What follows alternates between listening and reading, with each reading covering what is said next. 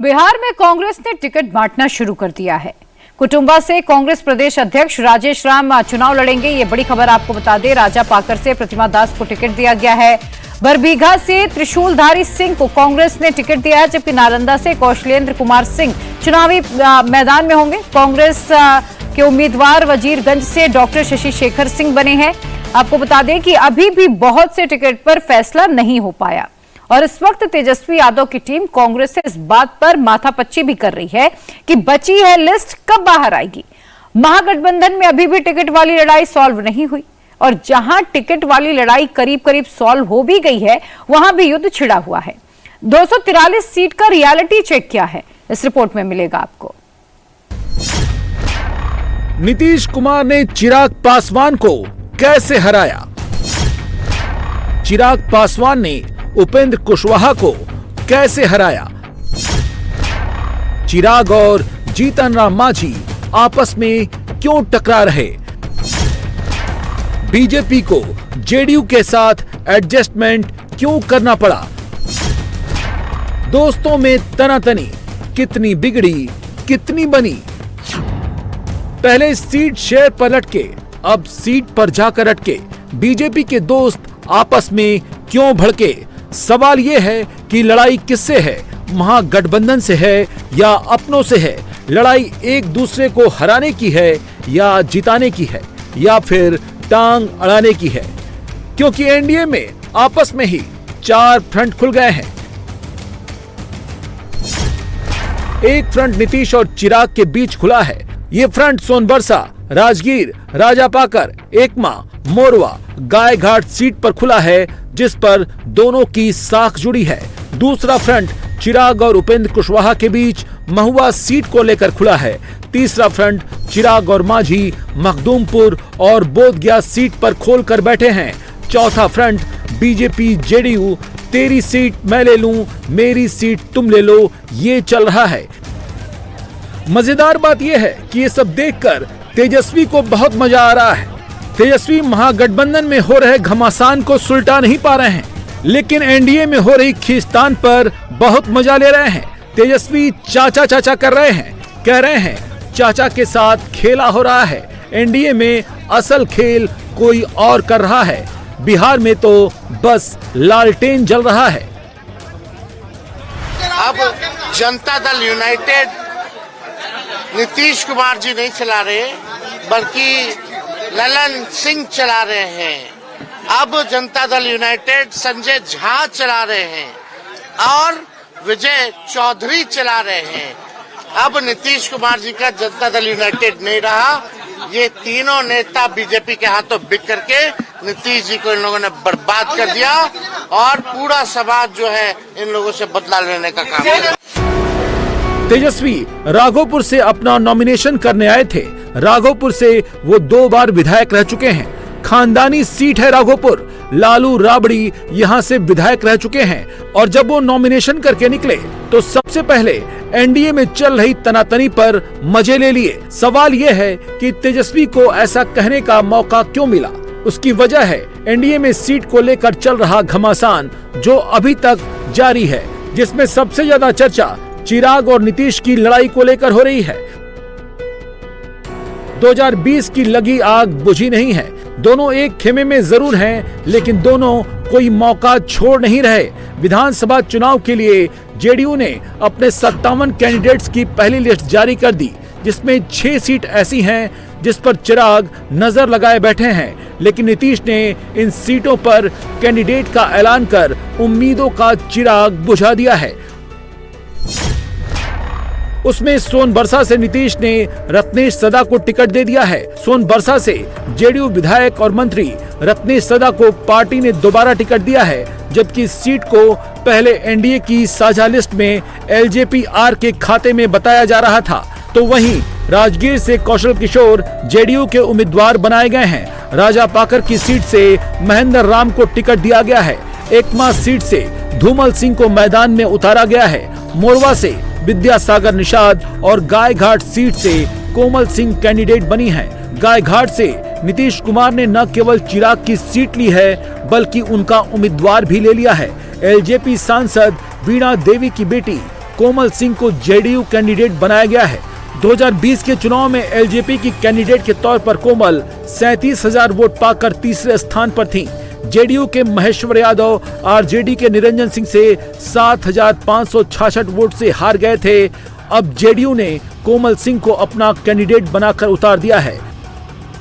इन 6 सीटों पर चिराग की पार्टी बहुत पहले से दावा कर रही थी, लेकिन नीतीश कुमार ने चिराग की पसंद वाली इन 6 सीटों पर पार्टी का सिंबल देकर साफ संदेश दे दिया है कि जेडीयू अपने डिसीजन पर झुकने वाली नहीं है। जेडीयू की जिन सीटों पर एलजेपी की नजर थी उनमें से एक राजा पाकड़ की भी सीट थी और चिराग पासवान का लोकसभा क्षेत्र है वो, तो ऐसे में धड़कनें बढ़ी होंगी आपकी भी जब ये खबरें आ रही थी कि आपकी सीट जा रही है एलजेपी के पास। होता है, यहाँ सभी प्रत्याशी को होता है, लेकिन हम लोग थे कि माननीय मुख्यमंत्री पर भरोसा है और माननीय मुख्यमंत्री जी किसी कार्यकर्ताओं के साथ नाइंसाफ नहीं करेंगे। मान लीजिए ठीक है, पिछले विधानसभा चुनाव में माननीय चिराग जी के उम्मीदवार लड़े थे तो उनके उम्मीदवार तो वहाँ तीसरे नंबर पर थे। चिराग भले से 29 सीट पाने में कामयाब हो गए, लेकिन नीतीश की पसंदीदा सीट को हथियाने में उनकी एकदम नहीं चली और ये चिराग की पहली लिस्ट में भी दिख गया है। लेकिन जिस तरह से चिराग ने इन 6 सीटों के नाम अनाउंस नहीं किए हैं, उससे ये भी लग रहा है कि क्या चिराग अभी भी हथियार डालने के मूड में नहीं है। चिराग इन 6 सीटों को लेकर अपने पत्ते नहीं खोल रहे। इन 6 सीटों पर चिराग की भले ही नहीं चल पाई, लेकिन जो खबरें आ रही हैं उससे ये लग रहा है कि महुआ सीट को लेकर उपेंद्र कुशवाहा के साथ हो रही रेस में एलजेपी को बढ़त दिलाने में वो कामयाब हो गए हैं। आखिर महुआ सीट पर चिराग उपेंद्र कुशवाहा दोनों क्यों अड़े हैं, वो भी तब जब ये आरजेडी की सीट रही है, जहां से तेज प्रताप चुनाव जीत चुके हैं और मौजूदा विधायक मुकेश रोशन भी आरजेडी के हैं।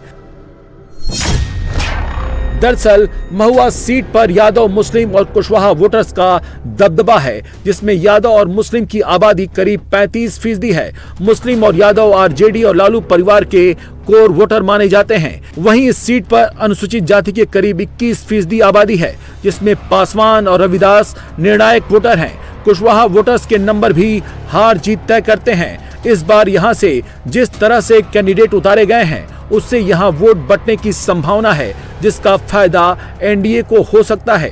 तेज प्रताप यादव ने जनशक्ति जनता दल से चुनाव लड़ने का ऐलान किया था, लेकिन खबर ये भी चल रही है कि उन्होंने अपनी उम्मीदवारी वापस ले ली है। लेकिन अगर वो यहां से लड़ते हैं तो यादव और मुस्लिम वोटर्स के वोट बंटना तय है। दूसरी तरफ मौजूदा आरजेडी के विधायक मुकेश रोशन, वो भी यादव जाति से आते हैं। आरजेडी ने उनके नाम का ऐलान कर दिया है। ऐसे में आरजेडी का MY फार्मूला कितना चल पाएगा, क्योंकि असदुद्दीन ओवैसी ने भी MY को खींचने के लिए यादव जाति के बच्चा राय को टिकट दे दिया है। ऐसे में चिराग और उपेंद्र कुशवाहा को लग रहा है कि 3 की लड़ाई में उनका फायदा हो सकता है। महुआ को लेकर चिराग और उपेंद्र कुशवाहा के बीच घमासान इस कदर है कि उपेंद्र कुशवाहा ने नाराजगी जताते हुए यहां तक कह दिया था कि एनडीए में सब ठीक नहीं है। महुआ का मसला सलटाने के लिए नित्यानंद राय के साथ दिल्ली वो अमित शाह से मिलने चले आए। शाह से महुआ को लेकर बात की, लेकिन उसके बावजूद उपेंद्र कुशवाहा की दाल नहीं गली। अनाउंसमेंट तो नहीं हुआ, लेकिन उपेंद्र कुशवाहा से कह दिया गया है कि महुआ सीट चिराग पासवान की पार्टी को दे दी गई है। हम लोग आए, माननीय गृह मंत्री जी के साथ मुलाकात हुई और उस इशू पर विमर्श हुआ और विमर्श के उपरांत अब हम उम्मीद करते हैं कि कोई कठिनाई आगे नहीं होगी।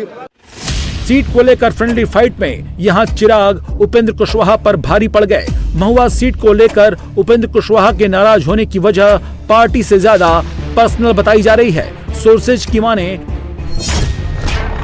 तो उपेंद्र कुशवाहा महुआ सीट से अपने बेटे दीपक प्रकाश कुशवाहा को उम्मीदवार बनाना चाहते थे और सासाराम सीट से पत्नी स्नेहलता की उम्मीदवारी के लिए जोर लगा रहे थे। लेकिन शाह के साथ मीटिंग के बाद बाजी चिराग के ही हाथ लग गई। महुआ सीट को लेकर जेडीयू में भी बवाल मचा है। 2020 में दूसरे नंबर पर रही जेडीयू की आसमा परवीन के समर्थक उनके लिए सीट की मांग कर रहे हैं।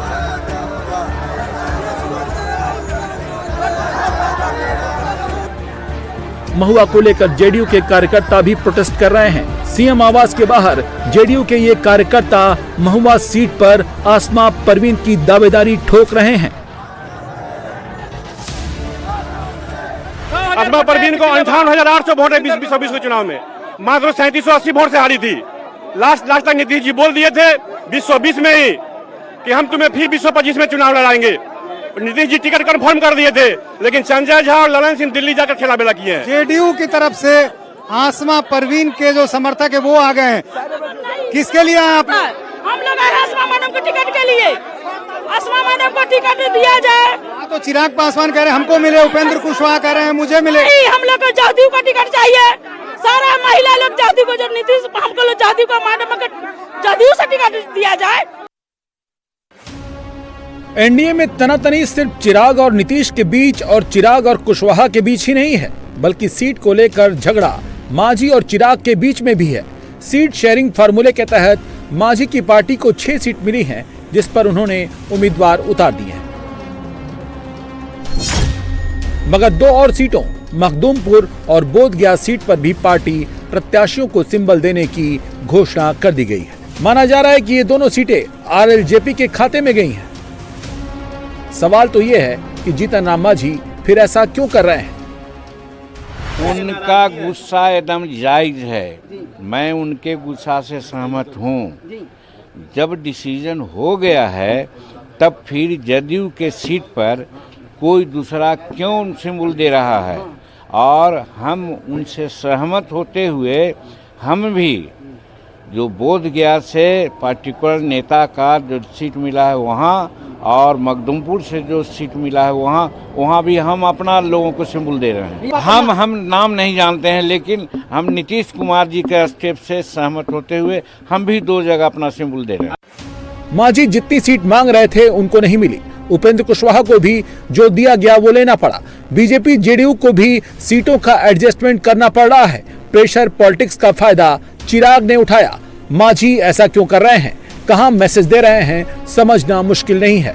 बड़े हिस्सेदारों बीजेपी और जेडीयू में भी चुनाव से पहले कश्मकश जारी है। यहां भी विवाद से बचने के लिए एडजस्टमेंट चल रहा है। तारापुर से सम्राट चौधरी को बीजेपी ने टिकट दिया है। तारापुर सीट के बदले जेडीयू से बीजेपी को डील करनी पड़ी है। बदले में बीजेपी को कहलगांव सीट जेडीयू को देनी पड़ी।